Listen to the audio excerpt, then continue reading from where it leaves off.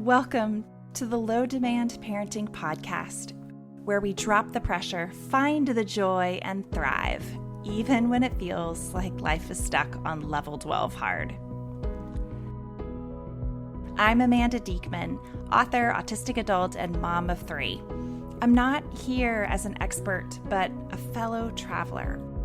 Together, we're learning how to live more gently, authentically, and vibrantly in this wild parenting life. Before we jump into our holiday mailbag, I want to tell you about a free gift that I've created just for you as we move from one year to the next. It's called the Low Demand Reset. It is a gentle guide through a mini course that will help you to reflect on the year that's passed, release demands, expectations, and experiences that you're ready to be free from, and realign with what matters most. It is a low-demand parent's way of marking the year. I hope that it gifts you with freshness and compassion. It is free, and it is available for you in the show notes or at amandadiekman.com/reset. The first question in this holiday mailbag episode is about food, because man, food stuff really comes up around the holidays. Whether it's special meals where you're feeling particularly vulnerable as your child's struggles with food are clearly on display, or it's just the way that this season's overall heightened expectations and demands and intensity and overwhelm, the way that that puts a lot of pressure on basic needs, including food.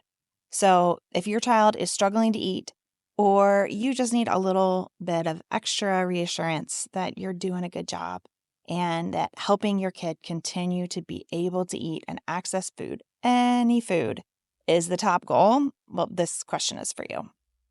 A PDA child having difficulty eating food. So first, the PDA lens. Eating and the internal body system, the sensations of being hungry, are a demand to a PDAer. It's an internal demand that their body is making to be fed.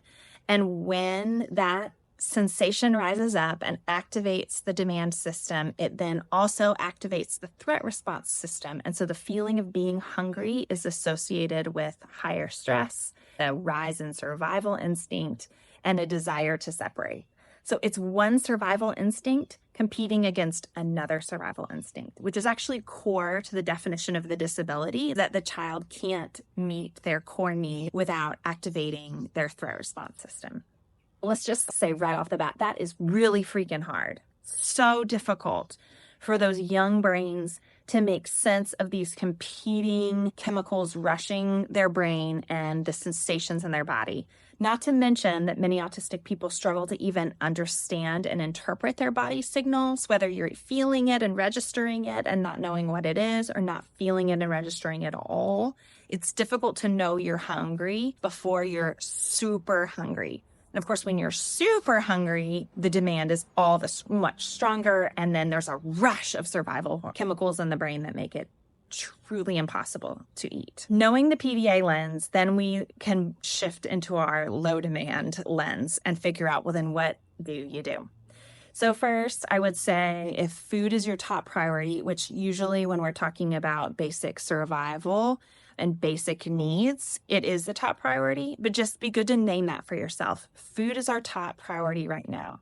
So then you really want to be honest and aggressive about dropping all of the other demands that you can that is not food.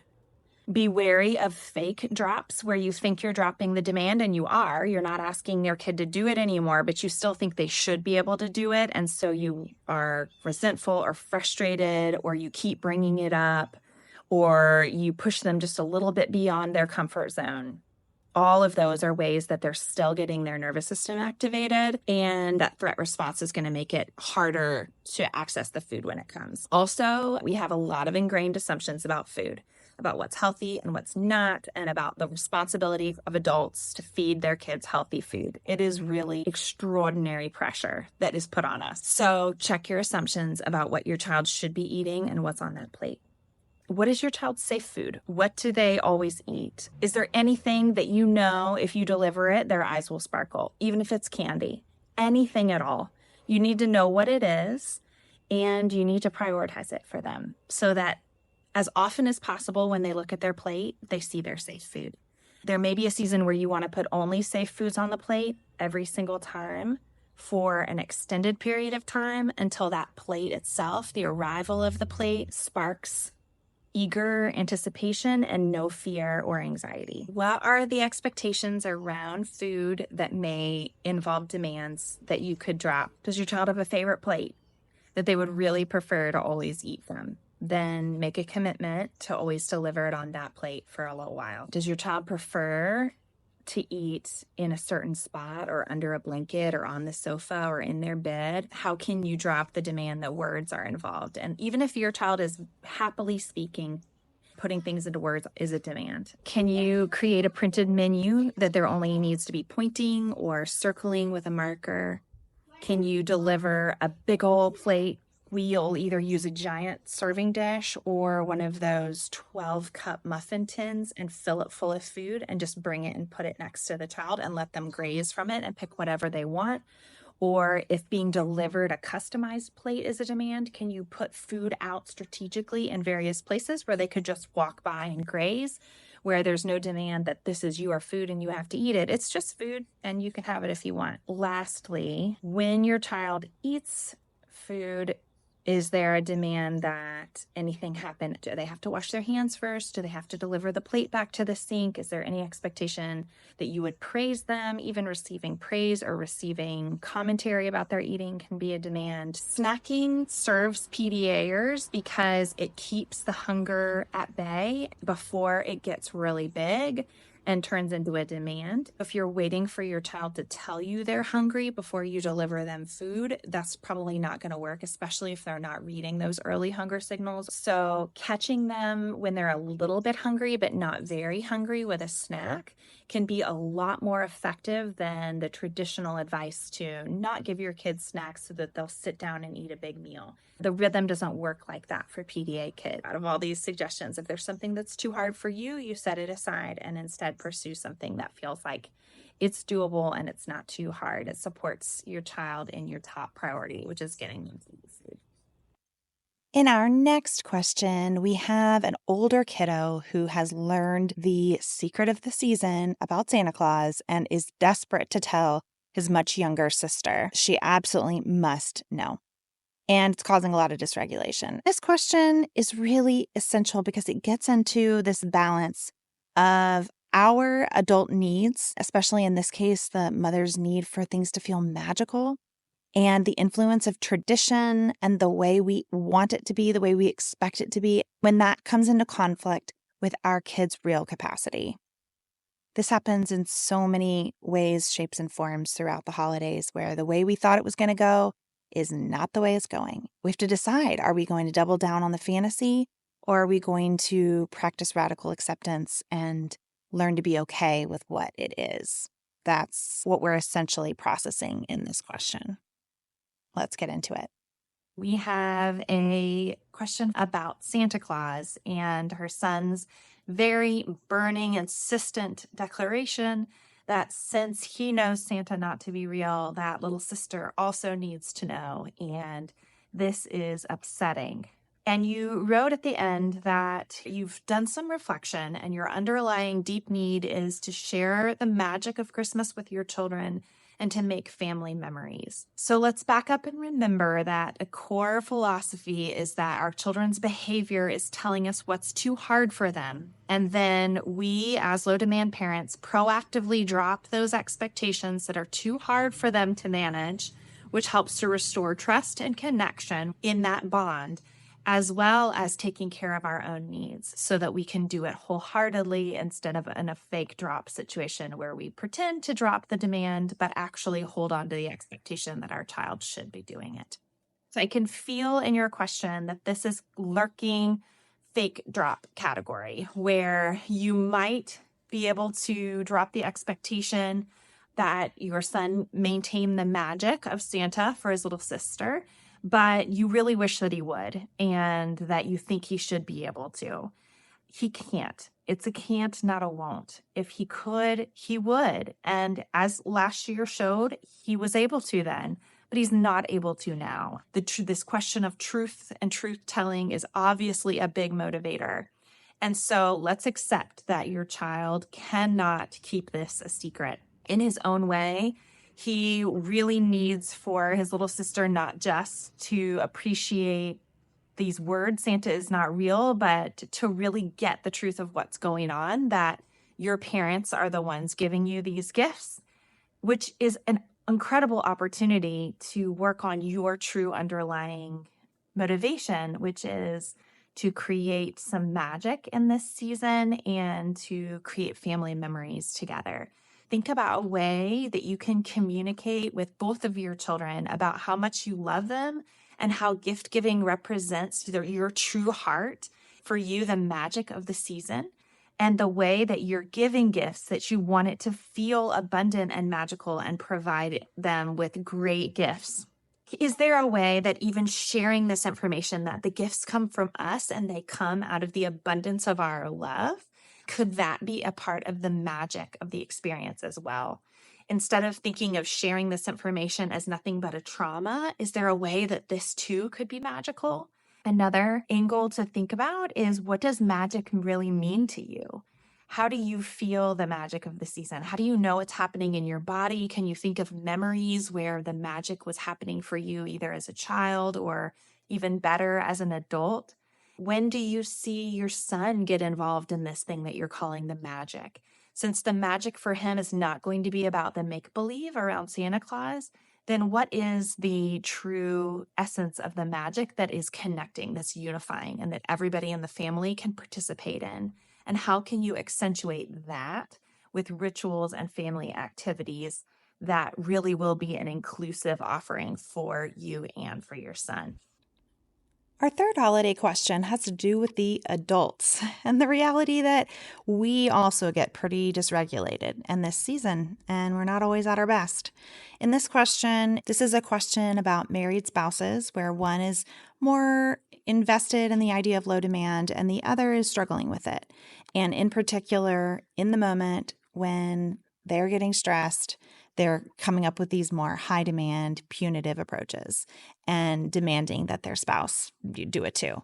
And that's upsetting, and they're looking for advice on the way through. And these situations come up for us a lot in the holidays. Just as the temperature in the household goes up, it's going to be harder and harder for us to work as a team and communicate well and to recognize the way that we're getting triggered as well.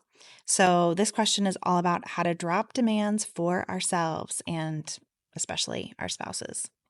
There's a lot in the question, but I can sum it up that when things are getting hard, the father in this family is taking a higher demand approach and saying, I need to be consistent. I need to draw the line here. You can't cross it. And particularly when this little boy is being aggressive with the mom.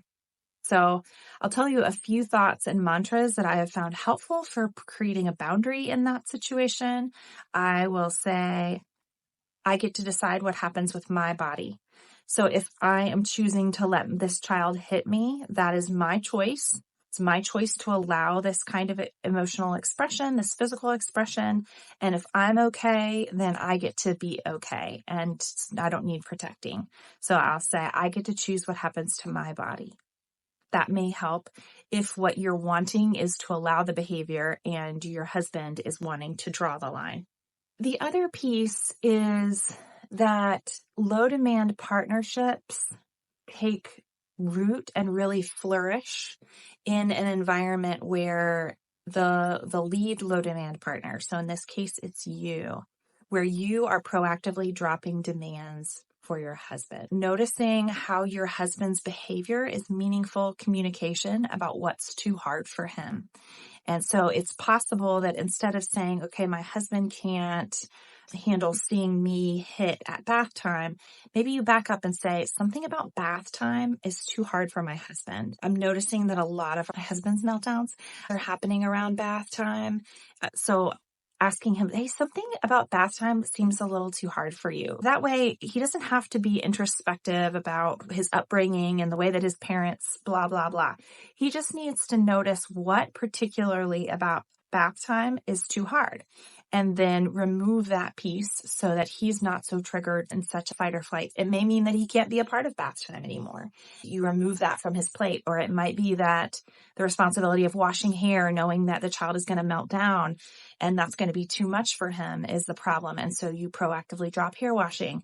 These are all just examples. That's another way of offering the low demand approach as a gift to your loved one, is to say, what part of this is too hard? And then let's make it go away for you. So you don't have to keep doing things that are too hard for you day after day, recognizing that everyone does well when they can. And so if he is on board and really trying hard in this area, then I would use these high demand situations, the like draw the line situations, as a behavioral expression of him not able to meet your expectation. He's not able to do well in that situation. And so we need to figure out what is making it hard for him to do well and remove that piece, rather than expecting him to mentally get on board or do additional training or join a group. Those expectations are going to be way more too high stuff that he can't meet. Instead, we're trying to lower the bar, lower the expectations to a level that he can meet so that he can engage with you. You will be proud and you will be satisfied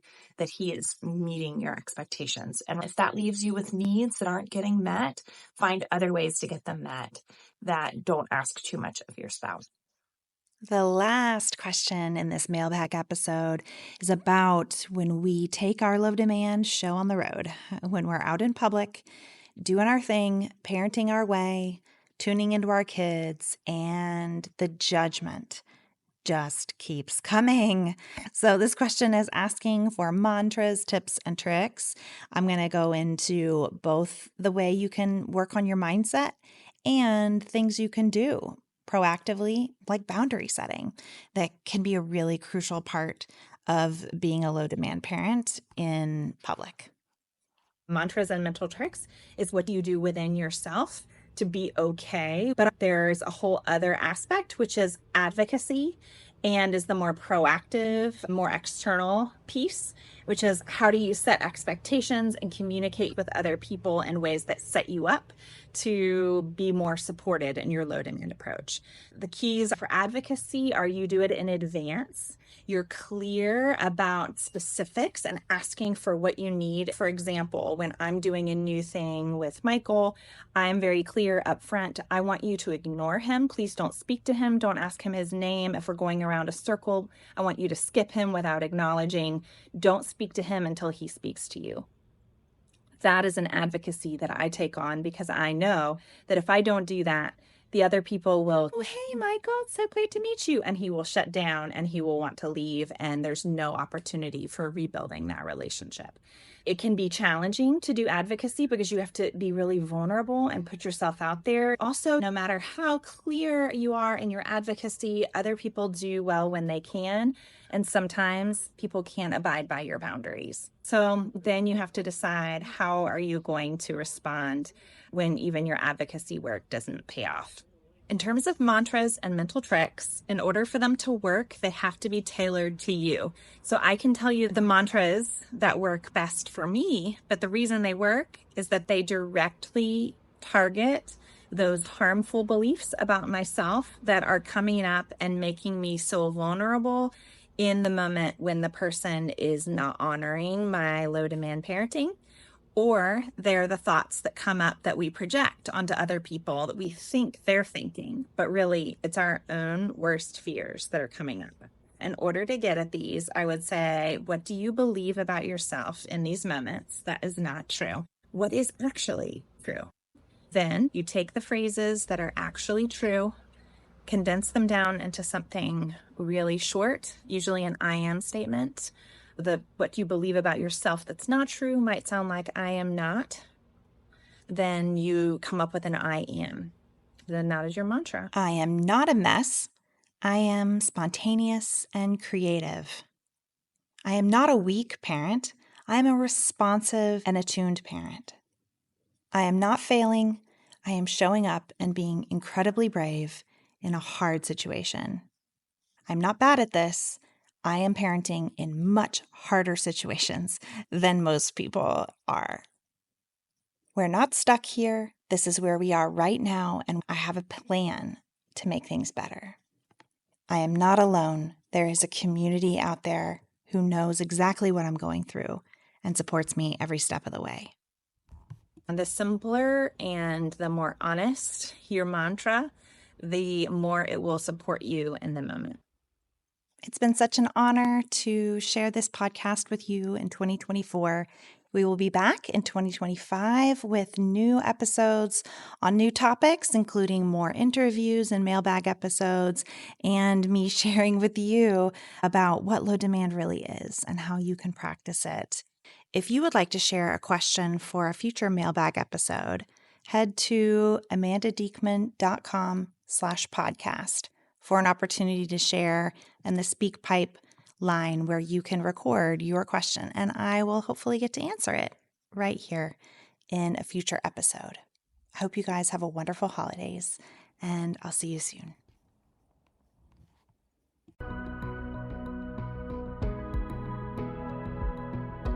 If this podcast is speaking to your soul, you can subscribe through wherever you get your own podcasts. Even better, if you feel the nudge, head on over to Apple Podcasts in particular and leave us a review. It's such a helpful way for new people to also get to experience what this podcast wants to bring into their lives. I'm Amanda. Remember, it takes great strength to let things go. I'll see you next week.